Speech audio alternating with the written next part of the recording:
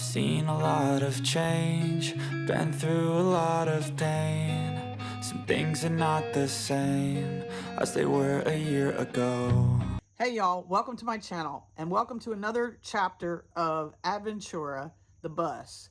Chapter 12, she got an identity and she got a foundation started. This is going to kind of be a two-parter because I can't get it all in one video. And guess what? Mom's back. Mom's back in the video. So she came and helped me out one day and she came back, and I am not really good about getting videos when she's here of me and her together, but I will next time promise you that she'll say something to y'all the next time she's here. She does want to come back. We got a lot done on the bus this past week, so check out some of the stuff that I got done. Okay, a little bit about Adventura's story. You can see the word CATS right there on the door, and that stands for Charlotte Area Transit System. So she started out as a shuttle bus for the Charlotte Area Transit System, and then she got a new identity. After she was no longer useful for Charlotte, she moved on to a church, and she became a church bus, and that's what this one is here. This is New Grace Baptist Church in Concord, North Carolina, and that's where she moved to next. And before I got her, she went to my daughter's brother-in-law, and they used her for kind of a rustic camper. And then that's when I found her. So I had to give her her new identity. So this day, because I was working on the foundation of her floor, I decided that it was kind of important for her to have an identity now. And so I wanted her to get a little bit of her new identity and begin to identify with the adventures that we're going to go on together. And so I tagged her with her name on the side of the bus. Now, this is only temporary. I'm not going to keep it this way permanently. This is just so that we can have a little fun and call her what she's called and give her some identity in the process. So enjoy the rest. I'm going to go from this into testing the leaks from the window. Now, when I started working on the bus this past week, we had a bad rainstorm, and I saw that after we had sealed the windows, I guess we didn't seal them quite perfectly because the rain came down and it started leaking inside. And before I could move on with the floors, I had to test and make sure. I went back and re-caulked some of the windows and sealed them better, and redid some of the butyl tape on some of them because they weren't quite done perfectly. And so I got it corrected and put some caulking on the outside, and you can see that they're no longer leaking. I had put something down on the floor there to be able to tell that it was not leaking any longer. Had a little fun with some paint and just decided to put a label on her because it's time she has an identity, because we're beginning to establish her foundation. She's looking great, and I've been doing a lot of work this week. Mom came and helped me again, and she has helped me move far forward. We got the back half of the bus insulated, ready to go, pretty much ready to get the plywood put down. I just got all this grid work done as far as laying it out. I have some of it actually attached now, but it takes a while because I have to pre-drill the holes and then put the screws in, because the sheet metal screws that I have aren't quite long enough, and I have some kind of multi-type screws that are working, but I have to pre-drill a hole for them. So it's coming along. I did get all the walls insulated, so the walls are all re-insulated again, and that's wonderful. We painted, cleaned, rust treated, and now we have them insulated. And now I'm working on the floor to get the foundation laid, and she's getting a good foundation laid. So I hope you enjoyed this journey on this chapter, and enjoy the different things that I've been able to get done this week. I'm going to hopefully finish this up tomorrow as far as getting the rest of the insulation and the rest of these boards put down. And then I will be able to start putting plywood down. So my goal is to have the plywood down by Thursday. I should be able to get that done. And then if I get that done, I'm going to move on to actually doing, starting to insulate the ceiling. So I've been making big progress this week. We're starting to put some identity to her. So I figured I'd put her identity on the wall. So now she has her name written on her, Adventura, the bus. So as you can see here, I am beginning work on the walls. The first step that I did is I put caulking around the edges, because I found out with the windows that it was very important to make sure you caulk and seal everything before you go on to the next step. So after I caulk and seal it, then I put some spray adhesive on the back of the styrofoam and on the wall, and I adhere them together, and they are stuck on but good. And then you'll see this is the up close and personal of doing the caulking. I'm caulking that bottom seam. I'm also caulking around all the edges of the walls there to make sure that she has a good seal all around her. And then I'll put the styrofoam in, and spray foam, or spray adhesive and styrofoam, stick the styrofoam up. So this process went pretty smoothly. I had a bunch of pre-cut panels, but I did have to cut some panels custom because there were some intricate parts to them. And this went pretty quickly. It was not a hard job to do. It was just a matter of tediousness of making sure that I got all the cuts right and put them in and made sure I adhered them good. And this little bump here is for the fuel intake for the diesel gas engine. You'll see me wrestle with this thing quite a bit. I don't really care for it, and I'm probably just gonna box that in with a little box. This is the only obstruction that I have in the entire floor, and I don't like it. It's kind of ugly, and it has had some spray foam in it, so it doesn't want to go back on quite right.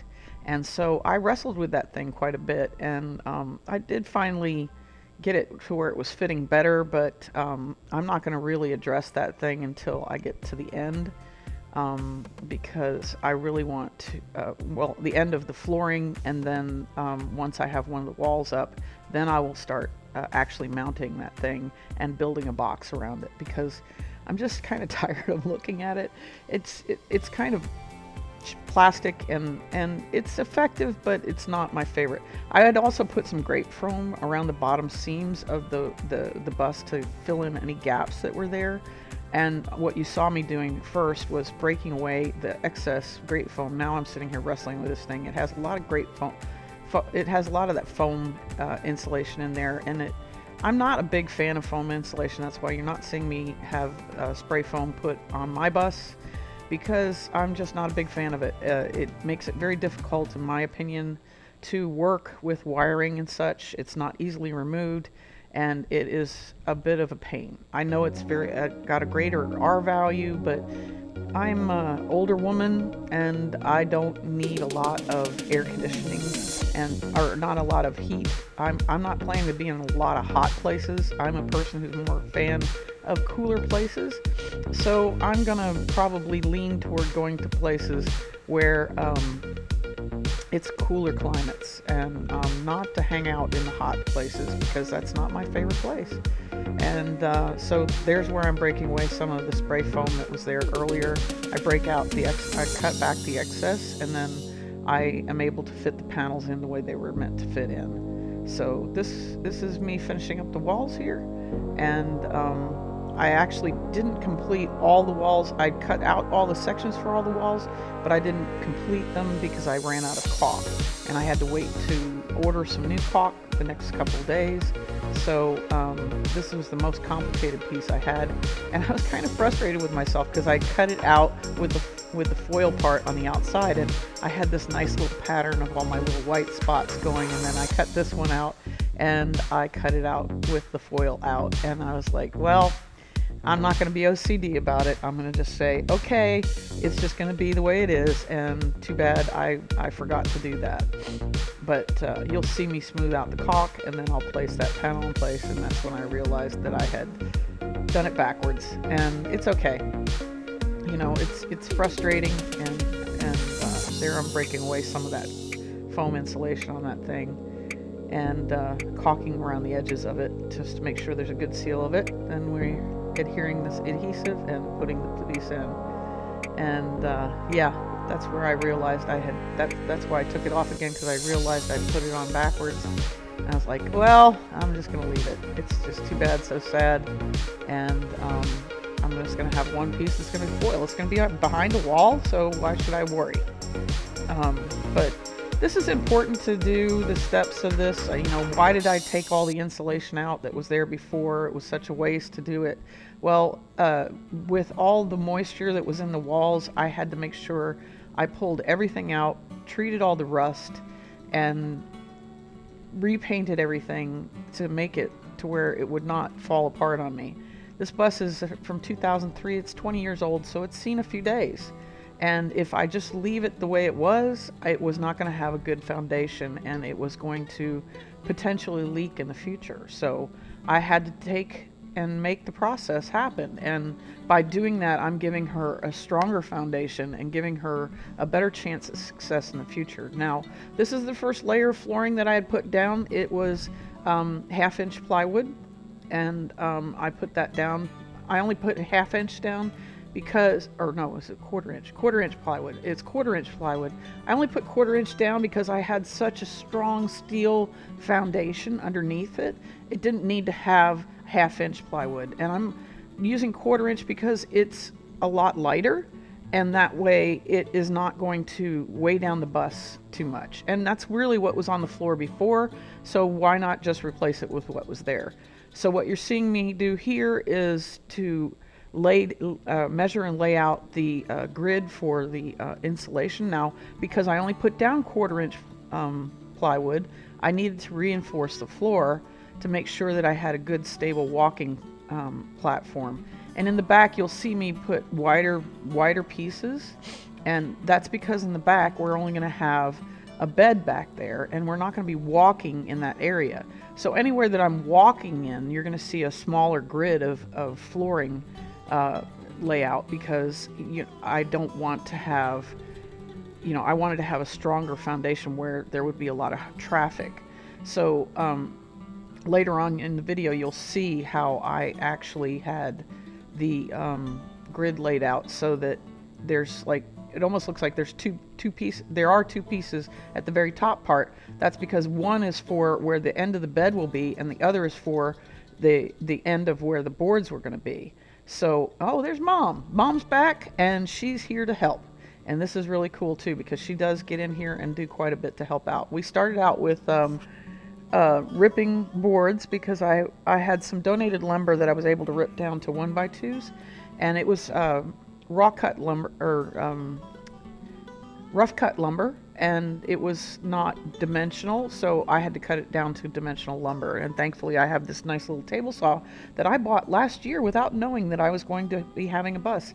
I have all this lumber in my shed that is white oak, and if anybody's looking for some good white oak, I have some beautiful white oak. It's been dried for 3 years, very painstakingly dried for 3 years.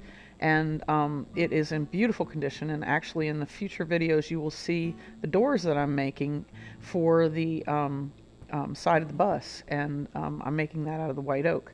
And so we got all those boards ripped out of that lumber that was donated to me, and now I'm going to be able to complete this grid. So I had done the initial layout before Mom got there, and she's going to be in here. At first I'm going to have her mark 16-inch centers for the boards to be on, and they're a little off on the sides because the wall is indented a little, so the 16-inch on those are a little bit off from the center parts, but they all are on 16-inch centers. I stuck to that because I wanted to have a very consistent pattern for the wood to be laid out on. So all my little boards are laid 16-inch on square center. And then I had the 2 boards going down the aisles there, and then I'll stick another one in there that goes up the middle to give a reinforcement up the middle, and then we'll lay out the grid for things. And so Mom's in there arranging the boards for me as I cut them out. You can see me in the background cutting them out, and Mom's going to be laying them out as I cut them out. So I cut a bunch of boards pre-cut, and then I gave them to her, and she laid them out in the pattern. And then later on we'll come back and actually screw them in and set them into the foundation. So this process was a little tedious, and it got done, and but we got it done, and we got a lot of progress made. There she is laying out the grid for me, and I because we had already marked where they were going to be, she was able to lay them out in the pattern that we had planned on. And this was necessary just to give me a good foundation to go on the middle part where the foam is. Now, there's a couple of places that if you use the rigid foam insulation, there's two different types. There's this Polypro, which is what I used, which is kind of a squishy foam board, and then there's a solid foam board. And I didn't use the solid foam board. I'm trying to save a little bit of money. I'm not a person who has got unlimited funds, but I'm doing the best I can to do this build as economically as possible. And because, like I said before, I'm not a big fan of hot climates, and I don't mind it being a little cold in places, I decided to go with this Polypro. And I used 1-inch Polypro, so then I have 1x2s laid out in grid on the floor. And now we're going around, and I have pre-drilled some of the holes, so Mom is actually going there and putting the screws in the holes that I've pre-drilled. And you'll see the grid start. I have a grid all the way around, and then I have the grid up the sides and in the middle. And I have to go in there and pre-drill all the holes. And I broke about 10, 12, maybe like 15 drill bits. And maybe more than that. I'd say it's probably closer to 20. And drilling through steel is hard. And after the drill bit gets a little heated up, it will literally break off. And I got at one time I got really frustrated by it because I was running out of drill bits. But I found the best drill bits that worked for me were from Harbor Freight. And I went to Lowe's and spent a lot of money on drill bits, put one in, and the first time I drilled it in, it broke. And it didn't even get all the way through the hole. And so that frustrated me because I paid like $5 for 2 drill bits. And I can go to Harbor Freight and buy almost the same price, get like 7 or 8 drill bits that will last me a whole lot longer than the one drill bit from Lowe's. So guess what I did? I went back to Lowe's. I returned those drill bits that I had, and I'm not going to say the brand name of them, but I returned the drill bits that I had by a very popular name brand place and went back to Harbor Freight. Straight from Harbor Freight, after I got my money back, I went to there and got my drill bits that I had that were working good. And why do you need to spend a lot of money on a drill bit that's going to break a lot? So you don't. And so I will tag the drill bits from Harbor Freight that really worked well for me on this project. Please know that none of these products that I'm endorsing, I'm not sponsored by anybody. I just endorse these products because they're good products. Now you can see here what I was talking about before, where I have two sets of boards at the top part here. And the first board is where the end of the bed is going to be, and I need to have something to be able to lay the foundation for the bed on. So I wanted to have a place where I could screw in the parts for the bed on that place. So that's the edge of where the queen size bed would end. So it looks a little distorted because I have a wide angle view on my lens, but and then the other one is where the end of the board is, so that I can secure the boards down when I get the boards in. So this is the second layer of the flooring. Then on top of this will go another 1/4 inch plywood on top, and that will give me the full foundation of the floors. And then we'll have a good, and you can see the grid gets smaller here in the top part because I'm going to have more high traffic in that area. So I started reinforcing that area. Even though the end of the bed goes out, I wanted to reinforce that section. So it looks really good, and I'm very, very happy on the progress I made on this. And right now, Mom is not in the bus because she went in and checked on Dad. Dad always comes with her, but he can't walk, so he's not really able to come and help us. He was a Vietnam veteran, and he got affected by Agent Orange and many other things, and his legs just don't work well anymore. And so he gets to sit inside and rest while we do work, and we enjoy working.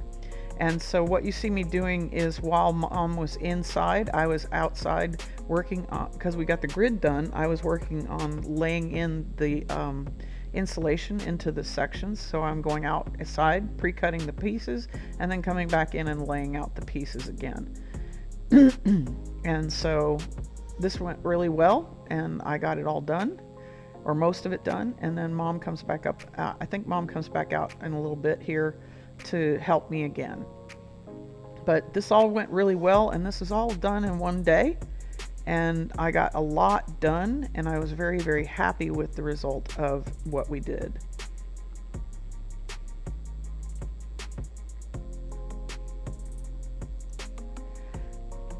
So you can see me finishing up the laying of the foundation. I'm actually going back and trimming a couple of pieces that didn't fit quite right and making adjustments on them, and then filling in some of the cracks. And that's what I'm doing, just adjusting. Now I've moved on to actually cutting out the plywood. And the crazy thing about this part here is that I was kind of started with the first piece, and I thought, oh, I'll get this piece cut out real quick. It was near the end of the day. I was probably pretty tired, so I wasn't really paying attention. Didn't measure twice and cut once. I measured once and cut once. And I paid the price for that, because what happens, I go to fit the piece in, and you'll see what I did. I cut the notch out on the wrong side of the plywood, and I was like, oh my gosh, I can't believe I just did that. So that wasn't a big deal, because I'm going to have to cut some of the pieces down later. I had plenty of plywood to do that with, so what I do is I go and I grab the second piece of plywood, and I end up having to recut the notch out. And this time, on the second try, because I measured it properly, I was able to cut the notch out properly and get this board in place. So, you know, sometimes we just got to slow down a little bit to get the job done.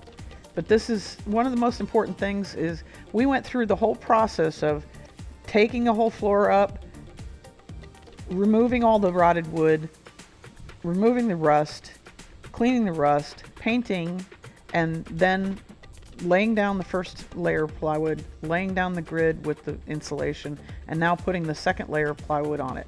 So now she has a very firm foundation that should last for many years. And you can see this is where I left off at the end of the day. We had gotten all that done, and I was really, really happy with that. This was the next day, and I did a little bit of grid work, and this is a little bit of sneak peek of what next week's going to look like, and wanted to show you guys some of the things that you'll get to see in the next episode. So take time, please, to subscribe and share and like this video. And if you know somebody who's doing something like this, let them know about it. I just want to say a little bit about identity and foundations. Foundations are the most important thing that you have. You can't build anything if you don't have a good solid foundation. And so it's important that you have a foundation laid before you start building something new. And it's important also to understand your identity moving forward. If you don't have an identity about who you are and what you are, it's hard to move forward in the things that you have to move forward in. So it's crucial for you to know who you are and what your purpose is in life. So take time to figure out, one, what things are hurting your foundation, and two, who are you and what are you meant to be? I'm not just a painter. I'm not just an artist. I'm not just a business person. I'm a maker. I'm a lot of things, and I have so much to give to this world, and I hope that some of my story, my journey, is helping you. I hope that you have a blessed day, and thank you for taking time to stop by my channel. Thank you all for taking time to stop by. Don't forget to subscribe and share. Y'all come back now. Some things are not the same as they were.